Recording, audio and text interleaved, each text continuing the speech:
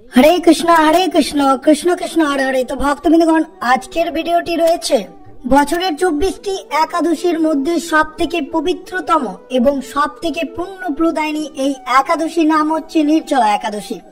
2025 সালে নির্জলা একাদশী ব্রতটি আপনাদেরকে কবে পালন করতে হবে, কিভাবে পালন করবেন, নির্জলা একাদশী ব্রতের মাহাত্ম্য কথা কি, এই একাদশী ব্রত পালন করলে আমাদের কি জীবনের পুণ্য লাভ হতে পারে। অর্থাৎ নির্জলা একাদশী সকল ভক্তদের জন্য নয়। যে সকল কৃষ্ণ ভক্তরা নির্জলা একাদশী ব্রত পালন করবেন তারা সমস্ত একাদশীর পুণ্য ফল এই একটি ব্রত পালন করলে সকল ব্রতের পুণ্য ফল এই ব্রতের মাধ্যমে পেয়ে যাবেন। তা অবশ্যই শ্রবণ করবেন নির্জলা একাদশীর ব্রতের সঠিক সময় কি, অর্থাৎ কোন দিনে আপনারা এই ব্রতটি পালন করবেন, অর্থাৎ 6 জুন নাকি 7 জুন, এবং নির্জলা একাদশীর ব্রতটি কিভাবে পালন করবেন জল ছাড়া, আর এই দিন কিভাবে পালন করবেন, পালনের সঠিক মন্ত্র কি, পালনের নিয়মাবলী কি, সবকিছু আপনাদের সাথে বিস্তারিতভাবে আলোচনা করা হবে। তাই ভিডিওটি আপনারা শুরু থেকে শেষ পর্যন্ত ভক্তি সহকারে শ্রবণ করবেন। আর চ্যানেলে নতুন হয়ে থাকলে দয়া করে চ্যানেলটিকে সাবস্ক্রাইব করবেন, লাইক করবেন, কমেন্টে ভক্তি ভালোবাসা শ্রদ্ধা দিয়ে জয় শ্রীকৃষ্ণের জয় লিখে দিতে ভুলবেন না। অবশ্যই ভিডিওটি আপনারা শুরু থেকে শেষ পর্যন্ত ভক্তি সহকারে শ্রবণ করবেন। বছরের প্রতি মাসে 2টো করে একাদশী থাকে, একটি শুক্লপক্ষে এবং অন্যটি কৃষ্ণপক্ষে। অর্থাৎ এক বছরে 24টি একাদশী তিথি। একাদশীতে নারায়ণের আরাধনা করা হয়ে থাকে। জ্যৈষ্ঠ মাসের শুক্লপক্ষের একাদশী হলো বছরের সবচেয়ে গুরুত্বপূর্ণ এই একাদশী তিথি, অর্থাৎ পাণ্ডবা নির্জলা একাদশী। এই একাদশী সম্পূর্ণ খাবার ও জল বর্জন করতে হয়, তাই একে নির্জলা একাদশী বলা থাকে। এই পাণ্ডবা নির্জলা একাদশী ব্রতটি আপনাদেরকে পালন করতে হবে 7 জুন শনিবার এবং পালন করতে হবে পরের দিন রবিবার, অর্থাৎ 8 জুন। তো অবশ্যই সকল ভক্তরা 7 জুন এই পাণ্ডবা নির্জলা একাদশী ব্রতটি অবশ্যই ভক্তি ভালোবাসা শ্রদ্ধা দিয়ে এই দিন বিষ্ণুকে স্মরণ করে এই ব্রতটি আপনাদেরকে পালন করতে হবে। আর অবশ্যই মনে রাখবেন নির্জলা একাদশীর গুরুত্ব কতটা রয়েছে। জ্যৈষ্ঠ মাসের প্রচন্ড গরমে এই দিনে 1 ফোঁটা খাবার ও জল খাওয়া যায় না।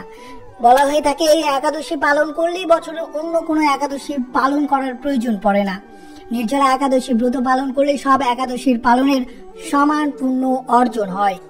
নির্জলা একাদশী পালন করলে সব পাপ ধুয়ে যায় বলে প্রচলিত বিশ্বাস রয়েছে। এর ফলে জীবনে সুখ ও সমৃদ্ধি বয়ে আসে। এই একাদশী সারাদিন উপবাস রেখে লক্ষ্মী নারায়ণের পুজোর পাশাপাশি দরিদ্রদের সাধ্য মতো দান করা অত্যন্ত শুভ হতে পারে আপনাদের জন্য। মনে করা হয় কুরুক্ষেত্রের যুদ্ধের সময় স্বয়ং ভীম এই একাদশী পালন করেছিলেন, সেই কারণে একে ভীমসেনী একাদশী বা ভীম একাদশী বলা হয়ে থাকে।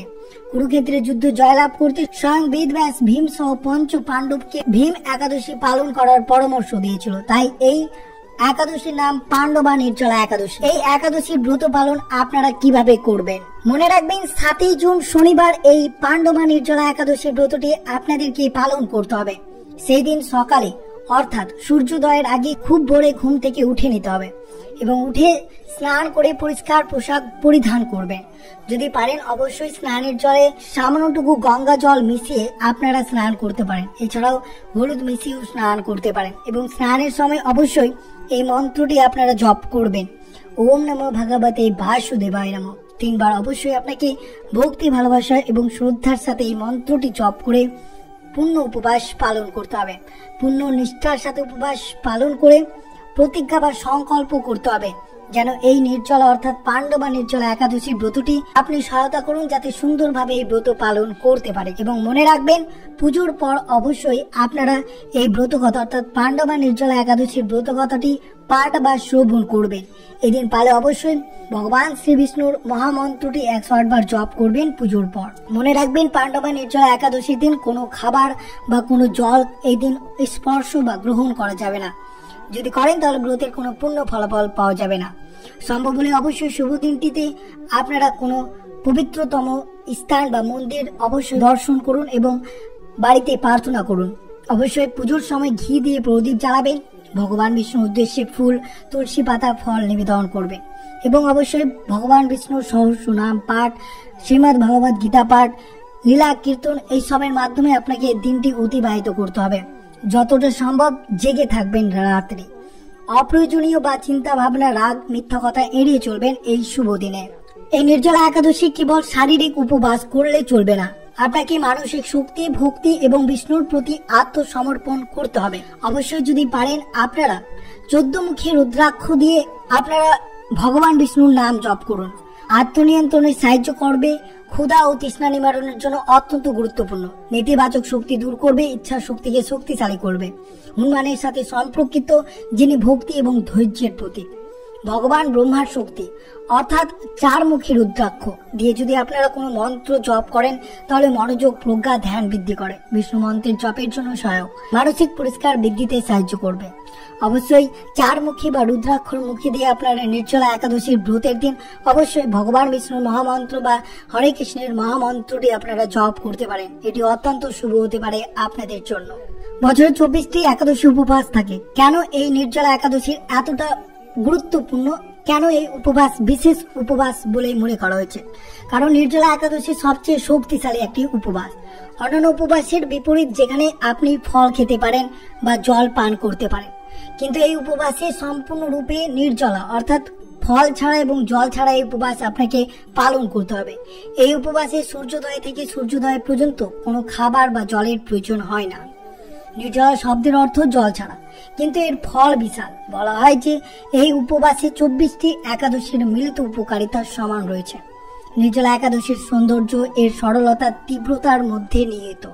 অন্যান্য উপবাসে কিছু খাবার, জল খাওয়ার অনুমতি থাকলেও এই উপবাসে সম্পূর্ণ বিরত থাকার প্রয়োজন রয়েছে, যা এটিকে বিশ্বাস এবং ইচ্ছা শক্তির চূড়ান্তের পরীক্ষা করে তোলে। প্রাচীন ধর্মগুলোতে বলা হয়েছে যে এই উপবাস সঠিকভাবে পালন করলে 24টি একাদশীর মিলিত উপকারিতা সমান হয়। এটি 1 বছরের আধ্যাত্মিক অগ্রগতিকে একটি তীব্র মনোযোগী দিয়ে সংকুচিত করার মূল। নির্জলা একাদশী আমাদের আত্মনিয়ন্ত্রণ, ধৈর্য এবং ভক্তির মূল্য শেখায়। ক্ষণস্থায়ী শারীরিক চ্যালেঞ্জ স্থায়ী আধ্যাত্মিককে এগিয়ে চলে।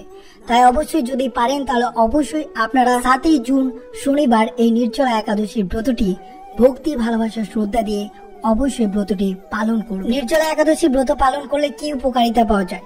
1 বছরে 24টি একাদশী উপবাস পালনের সমস্ত সুবিধা এই মাত্র একটি উপবাসে পেয়ে যাবে। একাদশীর সকল পুণ্য থেকে উপকৃত হয়। অতীত বর্তমান জীবনের সকল পাপ আপনার খুব সহজে মুক্ত হবে।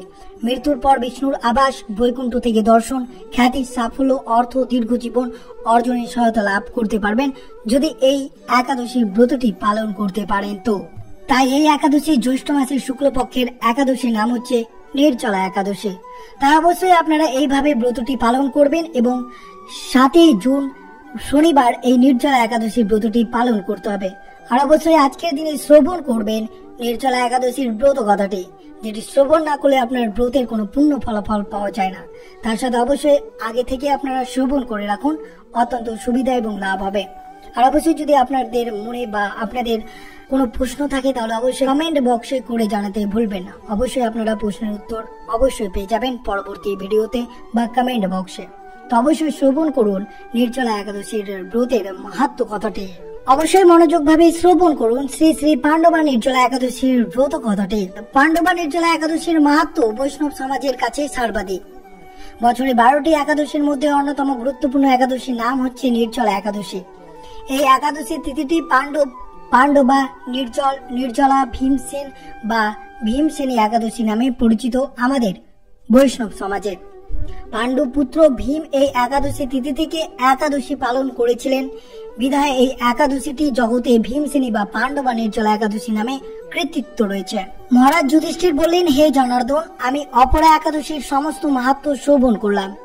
এখন জ্যৈষ্ঠ শুক্লপক্ষের একাদশীর নাম, মাহাত্ম্য কৃপা পূর্বক আমার কাছে বর্ণনা করুন। শ্রীকৃষ্ণ বললেন, এই একাদশীর কথা মহর্ষি ব্যাসদেব বর্ণনা করবেন, কেননা তিনি সর্বশাস্ত্রের অর্থ তত্ত্ব পূর্ণরূপে জানেন। রাজা যুধিষ্ঠির ব্যাসদেবকে বললেন, হে ঋষি দ্বৈপায়ন, আমি মানুষের লৌকিক ধর্ম এবং জ্ঞান কাণ্ডের বিষয়ে অনেক শ্রবণ করেছেন। আপনি যথাযথভাবে ভক্তি বিষয়ে কিছু ধর্ম কথা এখন আমায় বর্ণনা করুন। শ্রী ব্যাসদেব বললেন, হে মহারাজ, তুমি যেসব কথা ধর্ম কথা শুনেছ, এই কলিযুগের মানুষের পক্ষে সে সমস্ত পালন করা অত্যন্ত কঠিন, যা সুখে সামান্য খরচে অল্প কষ্টে সম্পাদন করা যায়, অথচ মহা ফল প্রদান করে এবং সমস্ত শাস্ত্রের সার স্বরূপ সেই ধর্মে কলিযুগের মানুষের পক্ষে করা শ্রেয়। সেই ধর্মের কথা এখন আপনার কাছে বলছি। উভয় পক্ষের একাদশীর দিনে ভোজন না করে এই ব্রত উপবাস করতে হবে। দ্বাদশীর দিনে শুচি শুদ্ধ হয়ে নিত্যকর্ম সমাপনের পর শ্রীকৃষ্ণের অর্চন করতে হবে। এরপর ব্রাহ্মণদেরকে প্রসাদ ভোজন করাবে। অশৌচ দিতে এই ব্রত কখনো ত্যাগ করবে না। যে সকল ব্যক্তি স্বর্গে যেতে চায় তাদের সারা জীবন এই ব্রত পালন করা উচিত। পাপ কর্মের রত ও ধর্মহীন ব্যক্তিরাও যদি এই একাদশীর দিনে ভোজন না করে তবে তারা যম যতনা থেকে রক্ষা পায়। শ্রী ব্যাসদেবের এইসব কথা শুনে গদাবীর ভীমসেন অসুস্থ পাতার মতো কাঁপতে কাঁপতে বলতে লাগলেন, হে মহাবুদ্ধি পিতামহ, মাতা কুন্তী, দ্রৌপদী, ভ্রাতা যুধিষ্ঠির, অর্জুন, নকুল ও সহদেব এরা কেউ একাদশীর দিনে ভোজন করে না। আমাকেও অন্ন গ্রহণ করতে নিষেধ করে, কিন্তু দুঃসহ ক্ষুধা যন্ত্রণার জন্য আমি উপবাস করতে পারি না। ভীমসেন এরকম কথায় ব্যাসদেব বলতে লাগে, যদি স্বর্গাদি দিব্যধামে লাভে তোমার একান্ত ইচ্ছা থাকে তবে উভয় পক্ষের একাদশীতে ভোজন করবেন না। তদুত্তরে ভীমসেন বললেন, আমার নিবেদন এই যে উপবাস তো দূরের কথা, দিনে একবার ভোজন করা থাকা আমার পক্ষে অসম্ভব। এই কথাটি ভীমসেন বলছেন ব্যাসদেবকে, কারণ আমার উদরের বৃক্ষ নামে অগ্নি রয়েছে। ভোজন না করলে কিছুতেই সে শান্ত হয় না, তাই প্রতিটি একাদশী পালনে আমি একবারে অপরাগ। হে মহেশ্বী, বছরে একটি মাত্র একাদশী পালন করে যত আমি দিব্যধাম লাভ করতে পারি এরকম কোন একাদশীর কথা আমাকে নিশ্চয় করে বলুন।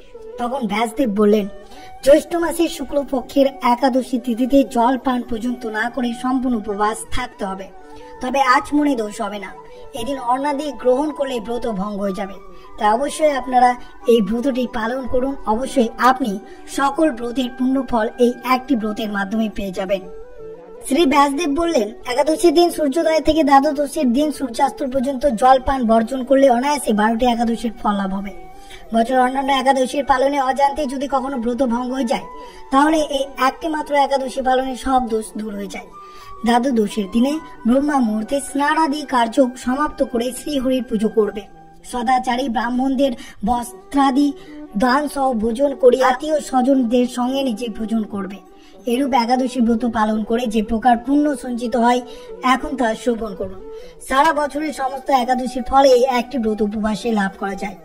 শঙ্খ, চক্র, গদা, পদ্মাধারী ভগবান শ্রীকৃষ্ণ আমাকে বলেছেন, ভৌতিক ও লৌকিক সমস্ত ধর্ম পরিত্যাগ করে যারা একমাত্র আমার শরণাপন্ন হয়ে এই নির্জলা একাদশী ব্রত পালন করে তারা সর্বপাপ মুক্ত হয়। বিশেষত কলি যুগের ধন সম্পদ দানের মাধ্যমে সদ্গতি স্বার্থ সংস্কারের মাধ্যমে যথার্থ কল্যাণ লাভ হয় না। কলিযুগে দ্রব্য শুদ্ধি নেই, কলিতে শাস্ত্রোক্ত সংস্কার বিশুদ্ধ হয় না, তাই বৌদ্ধিক ধর্ম কখনো সুসম্পন্ন হতে পারে না। হে ভীমসেন, তোমাকে বহু কথার বলার আর প্রয়োজন কি? তুমি উভয় পক্ষতে একাদশী ভোজন করবে না। যদি তাতে অসমর্থ হয় তবে জ্যৈষ্ঠ মাসের শুক্লপক্ষের একাদশী অবশ্যই নির্জলা পালন করবেন। এই একাদশী ব্রত ধান ধন্য পুণ্যদায়িনী। যমদূতগণ এই ব্রত পালনকারীকে মৃত্যুর পর স্পর্শ করতে পারে না। পক্ষান্তরে বিষ্ণুদূতগণ তাকে বিষ্ণু লোকে নিয়ে যান। শ্রী ভীমসেন এই দিন থেকে নির্জলা একাদশী পালন করতে থাকায় এই একাদশী পাণ্ডবা নির্জলা বা ভীমসেন একাদশী নামে প্রসিদ্ধ। এই নির্জলা একাদশীতে পবিত্র তীর্থ স্নান, দান, জপ, কীর্তন ইত্যাদি যা মানুষ করে তা অক্ষয় লাভ হয়ে যায়।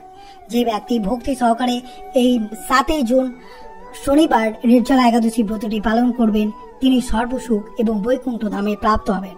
তো অবশ্যই আপনারা 7 জুন শনিবার এই নির্জলা একাদশীর ব্রতটি ভক্তি, ভালোবাসা, শ্রদ্ধা দিয়ে অবশ্যই ব্রতটি পালন করুন এবং অন্যদেরকে উৎসাহিত করুন এই ব্রত পালন করাতে। তো এই ছিল ভিডিওটি ভালো লাগলে অবশ্যই চ্যানেলটিকে সাবস্ক্রাইব করবেন, লাইক করবেন, কমেন্টে ভক্তি, ভালোবাসা, শ্রদ্ধা দিয়ে জয় শ্রীকৃষ্ণের জয় লিখে দিতে ভুলবেন না এবং ভিডিওটি আপনার আত্মীয় বক্তব্য বন্ধুদের সাথে অবশ্যই শেয়ার করবেন। সুস্থ থাকবেন, সতর্ক থাকবেন। জয় শ্রীকৃষ্ণ। রাধে রাধে।